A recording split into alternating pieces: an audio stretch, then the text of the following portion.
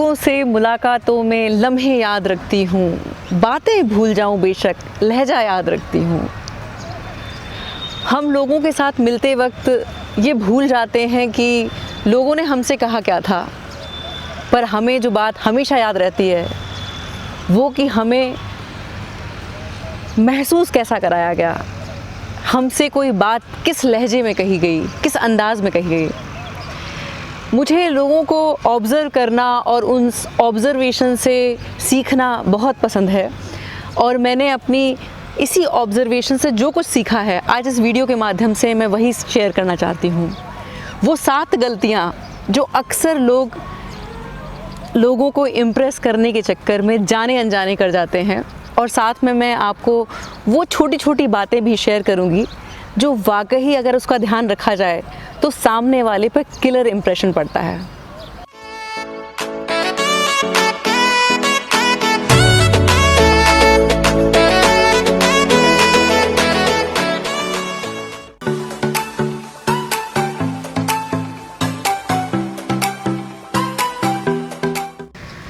पहली गलती, सामने वाले को इम्प्रेस करने के चक्कर में फेक हो जाना। अक्सर लोग सामने वाले को इम्प्रेस करने के चक्कर में इतना बनावटी हो जाते हैं कि अपनी ट्रू सेल्फ से डिस्कनेक्ट हो जाते हैं और ये भूल जाते हैं कि लोग हमारी ट्रू सेल्फ से इम्प्रेस होते हैं, बनावट से नहीं। और लोग उस एनर्जी को बहुत अच्छे से भांप सकते हैं कि हम अपनी ट्रू सेल्फ के साथ हैं ही नहीं और पूरी तरह से बनावट के साथ हैं।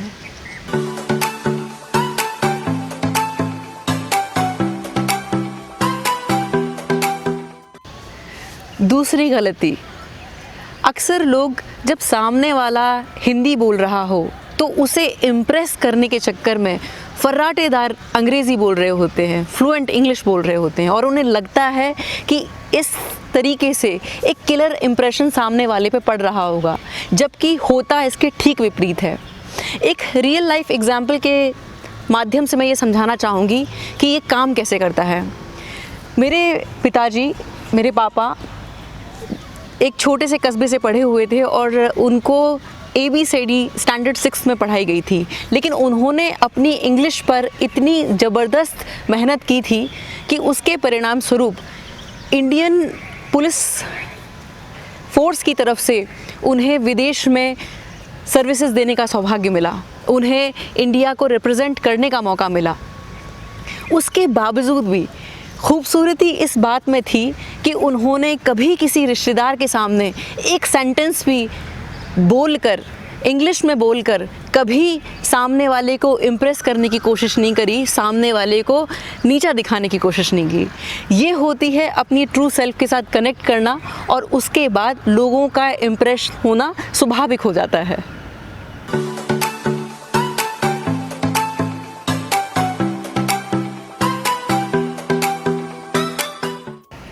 तीसरी बड़ी गलती, ये पर्सनली मैंने ऑब्ज़र्व किया है हमारे युवाओं के बीच।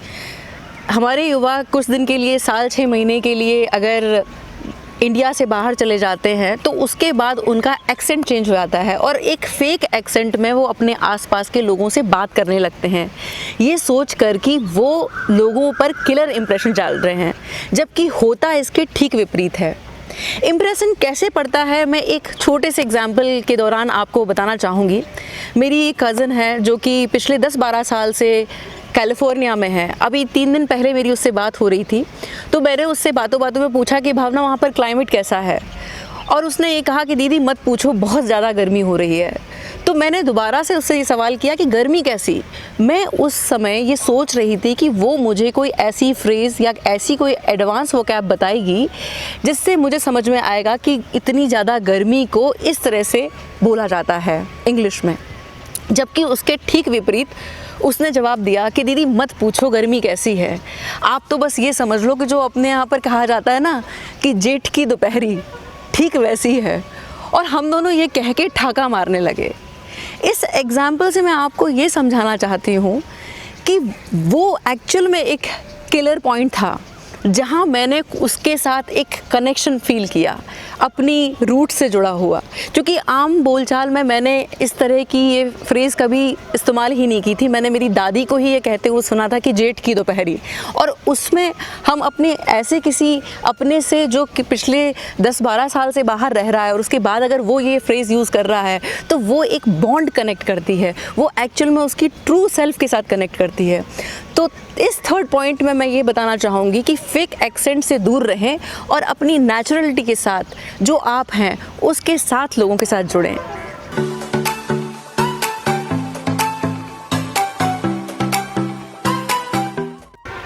चौथी बड़ी गलती, अक्सर लोग दूसरे को इम्प्रेस करने के चक्कर में अपनी प्रॉपर्टी, अपना पैसा, अपना रुतबा, अपनी गाड़ियों का बखान करने लगते हैं। उन्हें ये लगता है ये सब बताने से सामने वाले पे बड़ा ज़बरदस्त तरीके से इम्प्रेशन होगा, जबकि ऐसा बिल्कुल नहीं होता है। जितना हम सामने वाले से सहजता के साथ कनेक्ट होते हैं और अचानक जब उसे ये पता चलता है कि हम इस बड़े ख़ानदान से ताल्लुक़ रखते हैं या हमारा एक लाइफ़स्टाइल, हमारा स्टैंडर्ड इस लेवल का है और उसके बाद भी हम इतने सहज होकर मिलते हैं, तब एक्चुअल में सामने वाले पर एक किलर इम्प्रेशन पड़ता है। इसी पॉइंट पर मुझे एक बड़ा खूबसूरत शेर याद आता है कि जो ख़ानदानी रईस हैं वो रखते हैं नर्म मिजाज अपना, जो ख़ानदानी रईस हैं वो रखते हैं नर्म मिजाज अपना, तुम्हारा लहजा बता रहा है तुम्हारी दौलत नई नई है। इसीलिए हमेशा ये ख्याल रखें कि कभी भी आपका क्या लाइफस्टाइल है, क्या स्टैंडर्ड है, वो उसकी बात, उसका ज़िक्र कभी सामने वाले पर इम्प्रेशन जमाने के इरादे से भूले से भी ना करें।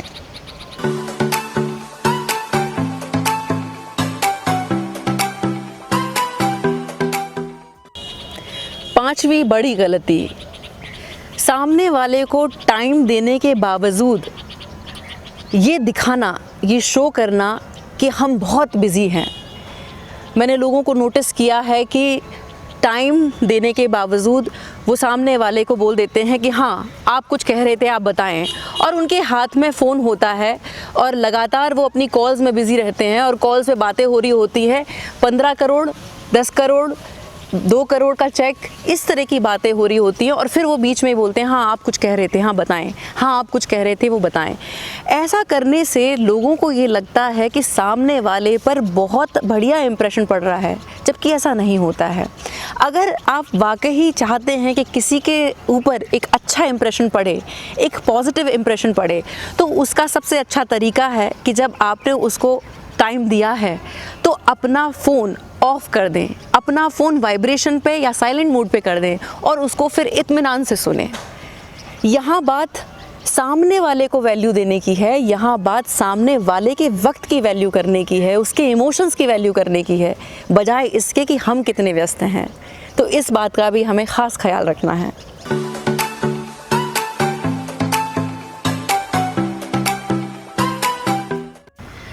छठवीं बड़ी गलती, दूसरे व्यक्ति के किसी भी एक्शन प्लान को, उसके प्रोजेक्ट को डिमोटिवेट करना और अपनी बड़ी बड़ी हाँकना, अपना बखान करना और सामने वाले को डिमोटिवेट करना।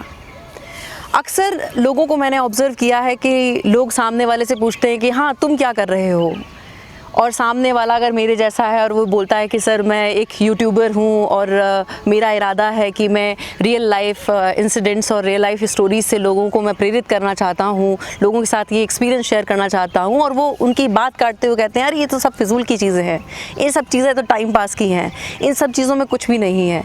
या अगर कोई व्यक्ति ये कहता है कि साहब मैं एक मार्केटिंग मैनेजर हूँ, मैं इस कंपनी के लिए काम कर रहा हूँ, तो वो कहते हैं अरे ये तो चोर है, ये तो फिजूल है, ये तुम समय की बर्बादी है।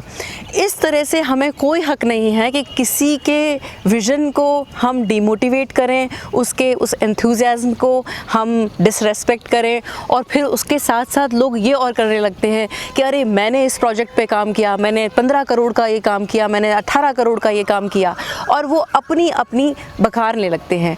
सामने वाले को इस तरह से करके अगर हम ये सोचें कि उस पर हम एक इम्प्रेशन जमा रहे हैं, तो बिल्कुल इम्प्रेशन नहीं जमा रहे हैं।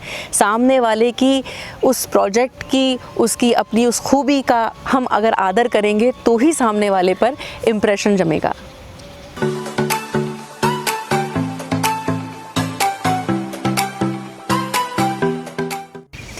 सातवीं बड़ी गलती, अपने रिश्तों को सरेआम करना और अपने रिश्तों के लिए हल्की बातें कहना।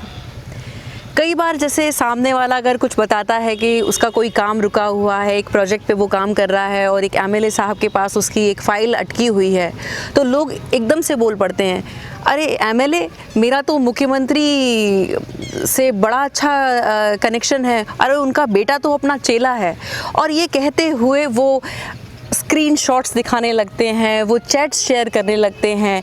और कई बार तो ऐसा भी होता है कि अगर उन्हीं मिनिस्टर साहब की बेटी, जो उनकी कभी क्लासमेट रही है, और वो एक सम्मान देते हुए अगर अपने पुराने क्लासमेट्स के साथ वो बात कर रही है, वो उसको भी स्क्रीनशॉट्स शेयर करने लगते हैं, जबकि ऐसा बिल्कुल भी नहीं होना चाहिए। इससे हम सामने वाले के ऊपर इम्प्रेशन की जगह एक बहुत नेगेटिव अपनी इमेज बना लेते हैं, क्योंकि वो उस वक्त हम अपनी विश्वसनीयता खो रहे होते हैं।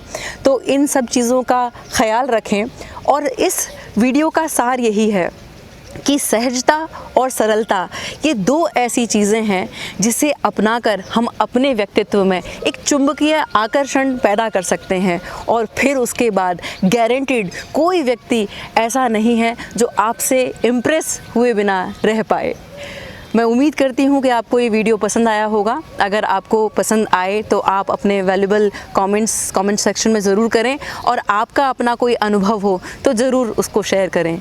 अगले वीडियो में हम फिर से मिलेंगे। बहुत बहुत शुक्रिया, बहुत बहुत आभार। नमस्कार।